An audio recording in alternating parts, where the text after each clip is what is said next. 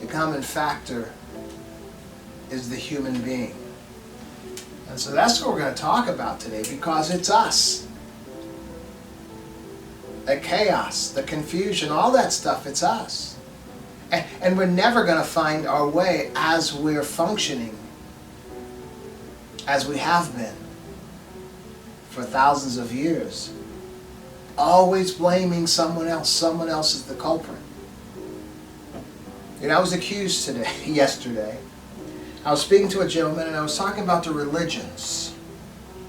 And I was expressing to him that the holy books, all of the holy books, were written by men. I mean, maybe with good intention, in their best way or best opinions to reflect the attitude of God, the source of all creation. But the human part of that is when you create a holy book, when you write a holy book, you're going to be the protagonist and everyone else that is against you, the antagonist. And so I was trying to share this with him, looking at the similarity between religions and the conflict that we have with each other is that human factor that is determined. Each group has determined that they're okay and no one else is. And so I was using the Bible, I was using the Quran, I was using the Talmud, I was using the Bhagavad Gita. And he said, well, you sure don't sound like much of a preacher. Because there was an expectation of a preacher that he's going to be simply defending his own religion or his own holy book. But that's not me. See, I've gone like full circle, I think. I started off in the church as a young person, raised in the church. Left home at 17, joined the military, became an atheist for like 10 years or so. Had an epiphany at age 28 and began evolving back in the different direction toward the religion, toward God, to the best of my ability and all. But walking with my eyes open, seeking understanding, seeking insight, seeking knowledge. So I spent my first couple years as a teacher in the church, a Sunday school teacher. Well, Monday night kids that were busting from the inner city. I later became a deacon, and I was an elder for years, and I was a staff pastor in a local church for over 20 years. A lot of studying. Never accepting the status quo. No, this is my religion, this is what we all believe. I wasn't buying that. I'm looking for truth, okay? And it's like I've come all the way full circle to begin to challenge the validity of the religions. I saw a particular post on social media yesterday. An individual that was projecting himself and appreciating himself for being an atheist because he didn't believe in talking snakes. He didn't believe in all the supernatural things we see in the religious book, in the Bible. And my feeling was that is not the definition of an atheist, one who does not believe that the Bible is legit. An atheist is an individual who doesn't believe in deity, okay? And what I want to suggest today is, this, I guess I didn't sound like a preacher, this gentleman, because I don't have a traditional outlook. We can look at traditional outlooks historically, and not only in the United States, but across the globe over the past 2,000 years or so, and look at the harm and the havoc that religions have wreaked across this planet. The Crusades. And even within each nation, within their own particular religions, within Islam, within Christianity, within Judaism, there have been strife even between the religions, between themselves, the sects of those religions. But what I'm just suggesting is that there's always been turmoil, there's always been chaos, there's always been vile nature of men exhibited through religions. Even to the point now, right now, we're having going on in the Middle East, with Iran and Israel and the United States. And in a conflict that's affecting the entire planet, having to do with Islam, Judaism, and Christianity. The religions are the culprits. This is not a shot against God. This is not a shot against Allah. This is not a shot against Jehovah or Krishna, whatever deity we choose to name. The issue are the religious books, the writings of men that determine how we're supposed to act and what we're supposed to believe. These aren't challenging to the deity. These are challenges between human beings on how they think things should be run between them. And what I'm suggesting is it hasn't worked. I was watching a preacher the other day. He was a white Christian preacher talking about this is a new Jesus. Jesus is a radical. He's fighting and all this kind of stuff. That Jesus is now, a fighter. And we're showing the religions that were of peace. where Jesus said, love your enemy and do good to them who do you wrong. Now that's a hard one, especially for a black man in America, but I'm just suggesting the religions are struggling right now. I want to say for relevancy, but for prominence, to be the victor, to be the overbearing one, which I suppose has always been the battle between them. But I'm suggesting to you now a simpler way. When that gentleman said to me, you don't sound much like a preacher, my feeling was, aren't you sick of preachers? Aren't you sick of what has been coming forth from the churches, from the synagogues, from the temples, from the mosque, that have not created any good except to enrich those that is speaking to the masses? Come on now. What I'm suggesting in our lives, in our individual lives, even my recent messages, maybe over the past 3 to 4 or 5 months, I was just looking at a few, over YouTube recently. It's always been about belief. It's always been about faith. It's always been about how to make things happen in your life. See, the good news, the real gospel is simple. We have turned the gospel into this rule. If you didn't do this, you're going to hell. If you don't do this, you're going to hell. You do this, you're going to hell. This is what religions do to sort of justify themselves. But what I'm suggesting is there is a simplicity in relationship to the eternal designer, to the intelligent designer, to the source of creation, to what some call God, some call Allah, some call Yahweh, some call Krishna, a whole myriad of names. See, all these nations and cultures, we have all tried to define and comprehend the incomprehensible. But there's a remedy to wellness, because really, isn't that just what we're searching for? We don't have to know everything. We just have to be well, or we just desire to be well. And so that's what I want to share today, the simplicity of being well. It's not difficult. As I've shared so often, I've been an atheist for like 10 years. I joined in the military when I was 17, and I was living a terribly, terribly destructive lifestyle. I was buzzed all the time, drunk all the time, going out to the clubs and womanizing and just doing every kind of thing that self-destructive tendencies, but enjoying myself, not even realizing I was being self-destructive. I just came to my senses one day. I was 28 years old and decided that's not the person that I was. And I got rid of everything in my life, everything in my apartment that I loved, that was a representation of that which was no longer me. I took it all to the dumpster that day. There was an echo in my apartment. And so what I'm suggesting today is that we have just bought into what isn't true.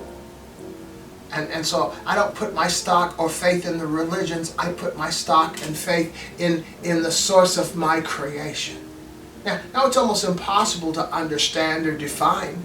But I can see our universe resting in a petri dish, and there has been a creator and intelligent designer on the outside. I mean, I'm not one to try to understand or define, how we got here and all. But I have been here long enough to understand through experience how to go from having a destructive lifestyle to having a prosperous lifestyle. And I count it to that intelligent designer. I count it to the source of our creation. I count it to God, Allah, Yahweh, Krishna, whatever we want to call the source of our creation. I understand how to walk in wellness, how to walk in abundance. And it doesn't have anything to do with the depth of understanding of Scripture and what this symbol means, what that means, and the Levitical priesthood and all this kind of stuff. It's nothing to do with any of that. I mean, that's all good stuff if you just want to learn some stuff. But to be well, it doesn't take all that. And that's what we're going to share today. Because I have grown kind of frustrated. You might even see it or hear it in my voice.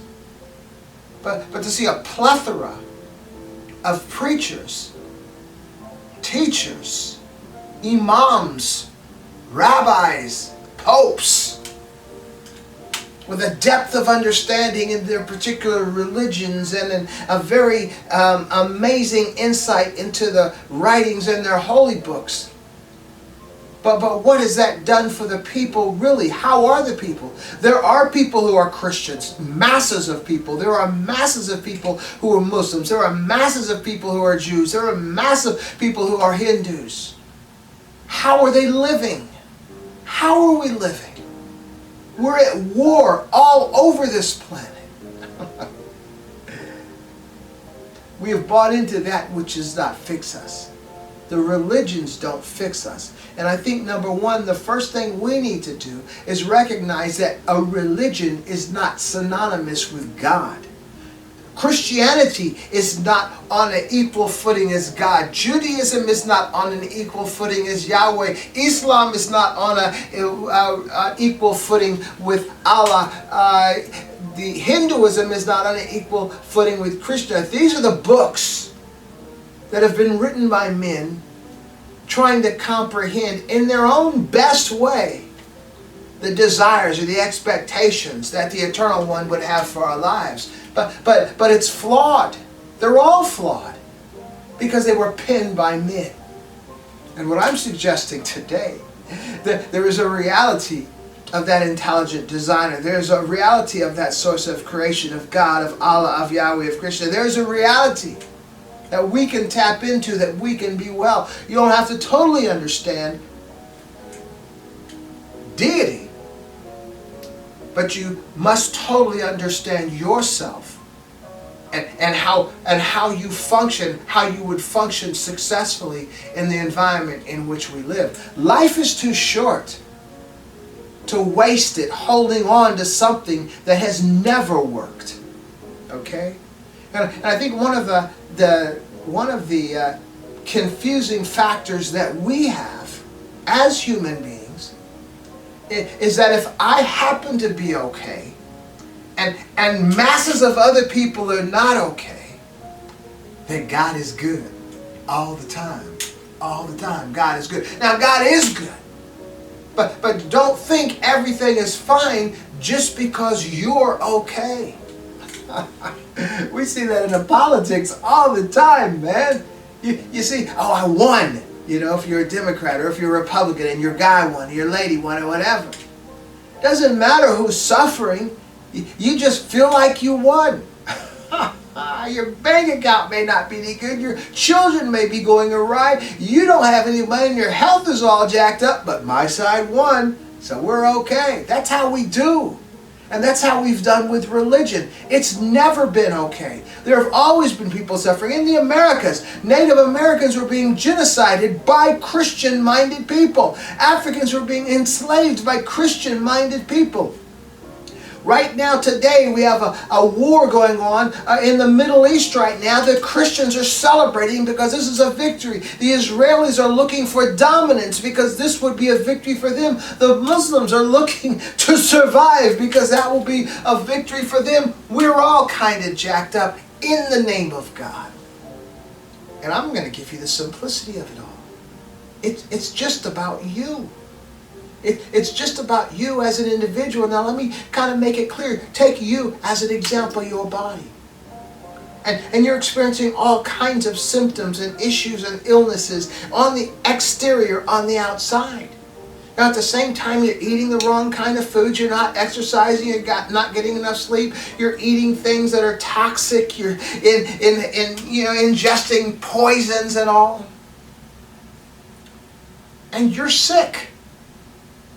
Well, using calamine lotion to stop the itching, using makeup to cover the skin blemishes from the toxins that you've been ingesting, using loose clothes to cover your body shape because of the sedentary lifestyle and the overabundance of the wrong kind of foods. This is what we do. We try to dress up the outside. We try to present an image of something that looks good, that looks palatable. But what I'm suggesting, if you really want the issue to clear up, if you really want your body to respond positively, you're going to have to begin dealing with your insides first. That's the type foods that you ingest. That's the type toxins you stop ingesting. How you treat your body. There's all these things that we can do to make ourselves well. Okay? We know that. And that's in a physical sense. But what I'm saying is the spirituality is the same type thing. To recognize that we reap what we sow. So I don't care whose holy book you think you're functioning out of. If you're treating your neighbor in a way that you wouldn't treat yourself, you're going to be reaping negative consequences all throughout your life. And that's it. And this is what we've done as individuals. This is what we've done in families. This is what we've done in communities, in nations, all across the globe. And so we are having all these symptoms of illnesses that we might try to, I'm going to bomb you into submission. Well, I'm going to put a blockade here. Well, I'm going to withhold this funding over here. We do all these things out here to try to add comfort to the symptoms without ever affecting the illness, okay? And I think this is very important, and a very important analogy for the world now, because it seems all of us have drawn the line in our sand and embraced particular religious attitudes, even though we're not even trying to be religious, and standing on it while observing people who are not aligned with us, who are suffering terribly. That's why we could sit here back in America and watch the Palestinians be genocided, tens and 20s and 30,000 people, men, women, and children, and not wink an eye about it.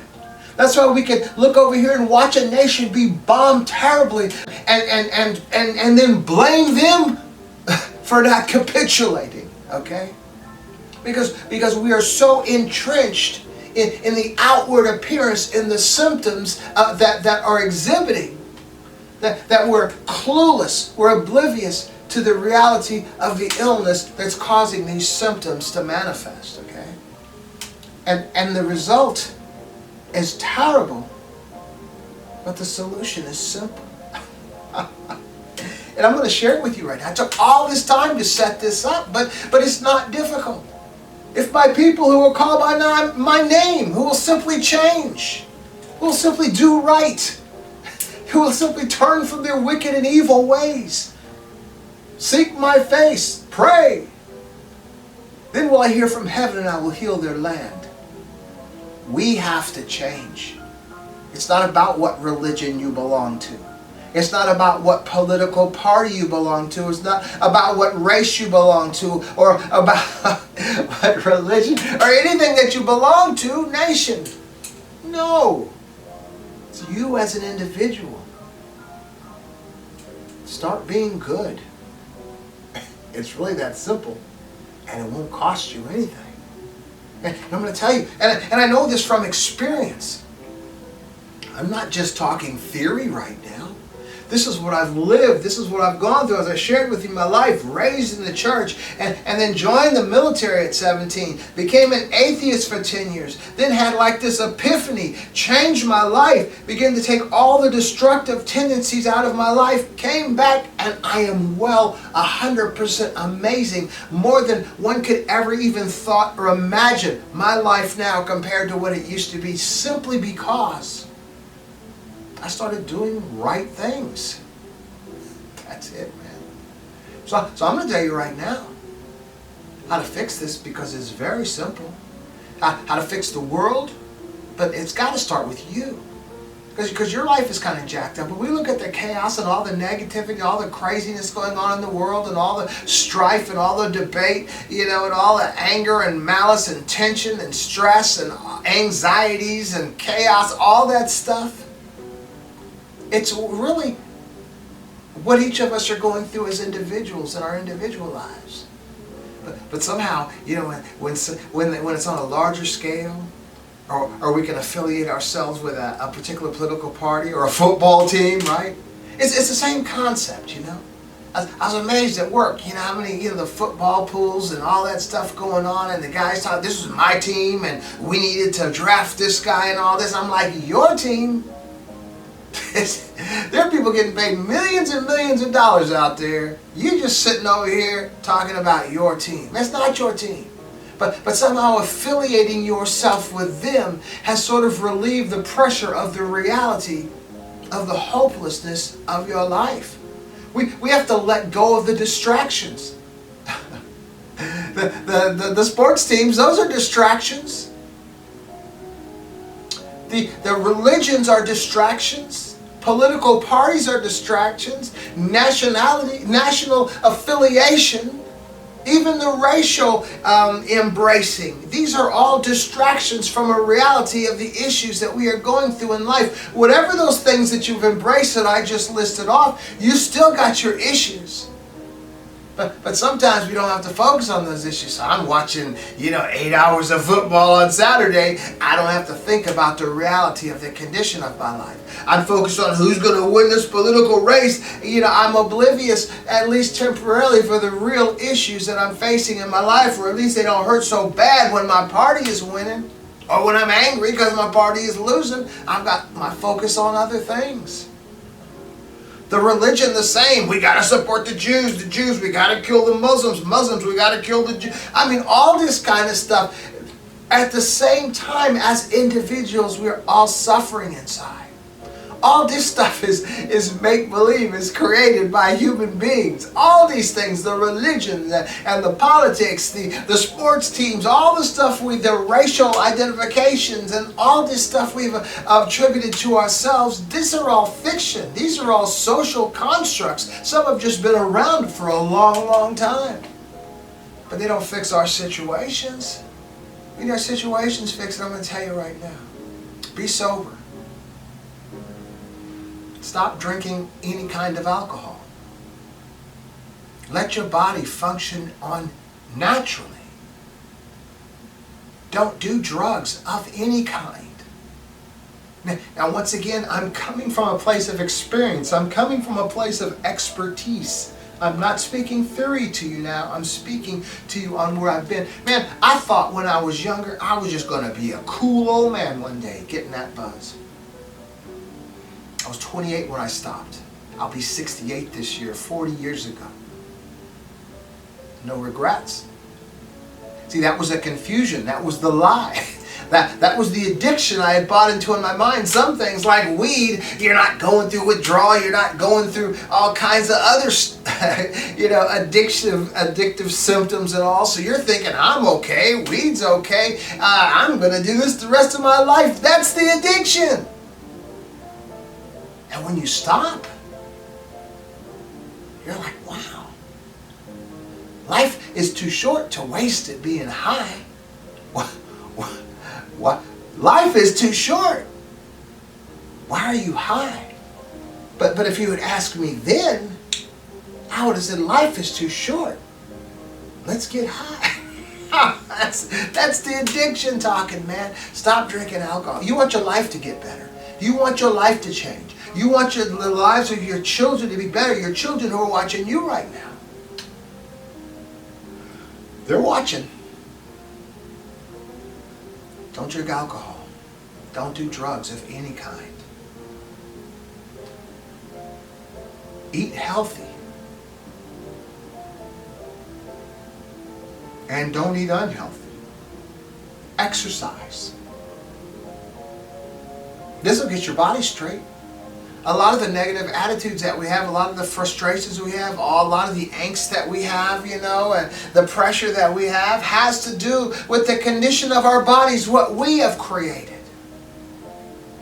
Get educated is a good one. Let me tie this in, just using the example of education, but we have a lot of issues that are health related because of the lifestyle that we live. And these are issues that we've created. So there's no excuse. There's reason because food tastes good. There's reason because it's more fun to lay around than it is to do something. Come on now.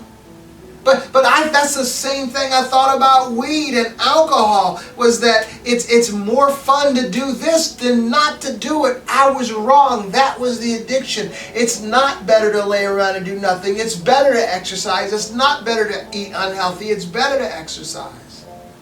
Get the education. That will help you see better. Be good to all people. Always be good. What goes around comes around. That's hard to believe sometimes. I know for me, I was a logical thinking person. I wasn't going to buy that. What do you mean what goes around comes around? I was always the guy that whatever you do, whatever's going to happen is going to happen, so you might as well do whatever you're going to do. It doesn't have anything to do with what you've done, what befalls you. That's totally false. And we say, well, that's kind of, invisible. You can't see that. Well, you can't see gravity either. You can't see any of the sciences, of these things that we know happen because of the results that we've observed. So what I'm suggesting is what going around and coming around is just as real a principle as gravity. And we've been experiencing it all of our lives. And the problem is, even in recent years, especially in the United States, the negativity has become even more. Why? Because we've grown cold-hearted to charity, to helping people who are in need. Not on my tax dollars. Really? Man, we needed that charity. What goes around does come around. And your life is jacked up and you want to cut off the good stuff. Don't do that. Oh, those immigrants coming over here, man. Get rid of them. Well, you reap what you sow. Where's your charity? Where's your concern for your fellow human being? They come to this nation, they put $10 billion into our economy. They don't collect Social Security, and they're doing jobs that we don't want to do, and we're consuming those products that they pick in the fields. As well, I've seen some of them work on roofs on houses and do a phenomenal job just from the morning to the night and be complete. But what I'm saying is, when we begin to cut off our charity, that's part of what goes around comes around isn't just the negative, it's the good too. And so as much charity as we have, as much as we support people that are on welfare, support the immigrants that are coming here, it may piss you off a little bit, but you are reaping positive for those good actions, for that goodwill. And when you cut them off, you're losing that positivity and you still got your negativity going on. And even in your harshness toward those people you once had charity, now you're reaping evil into your lives from those actions and attitudes. And we don't even know it sometimes. We don't even realize it sometimes. That's why we're suffering. It's all about sowing and reaping. Your body's jacked up because you're sowing negativity by ingesting the wrong foods. You're sowing negativity by not ingesting the right foods. Come on, man. You're sowing negativity by the drugs and the alcohol. You're sowing negativity by not drinking enough water. You're drinking too much rum and not enough water. Come on. You're reaping what you're sowing. Everything in life is cause and effect from the standpoint of you're reaping what you're sowing. Okay? Be good to people because you're reaping it back. Man, I remember my son, I think he was in high school or maybe he was in college his first year. He was working at Max and Irma's. And every time I go to a restaurant, I always tip well. I always have. Sometimes I've tipped as much as the meal was, sometimes more. because I know these people need the money that I have. Okay? I'm not suffering, they are. So I sow into their lives because I want to. I remember this one time my son called me, he said, Dad, you wouldn't believe all the tips I'm getting. I'm getting more tips than everybody else that I work with. I'm like, gosh, I'm sowing into the lives of other folks' kids. And my son is reaping over here. You don't know that principle, that law of sowing and reaping is real. And you're suffering. Your relationships are jacked, your life is jacked, your money's jacked, your health is jacked, every aspect of your life is jacked. You're wondering why. You're reaping what you're sowing. And you're not sowing enough good, and we're all kind of evil. We're all sowing a little bit of negativity, but at least when you're sowing good, it's balancing out. And if you sow more good, you're reaping more good than you are negativity. The totality of your life suffering is a result of negativity that's being sown. I'm just suggesting that Jesus said when he was asking Scripture, what's the greatest commandment? Jesus says the greatest commandment, aside from loving God with all your heart, is to love your neighbor as you love yourself. He said, and this rests all the laws of the prophets. That's it. If you can love God and love your neighbor, you're good. Why? Because loving your neighbor, you're going to reap it the same. I spent 17 years in juvenile detention, working down there, trying to encourage the incarcerated youth. Every week for 17 years, I missed 4 weeks in 17 years. And I calculated when I was halfway through, I had spoken to about 9,000 kids. Imagine that. Now you may think, oh, that's great. That's a wonderful thing that you were doing. But what I want to share with you is that I got out of that more than I was giving. For real. Think about it. I was sowing I sowed into the lives of 9,000 kids, every bit of goodness, every bit of love, help, encouragement, anything that I could think of to benefit their lives. 9,000 of them. One of me. What do you think I reaped back? I've gone through the same things everybody else has gone through, but I've been well.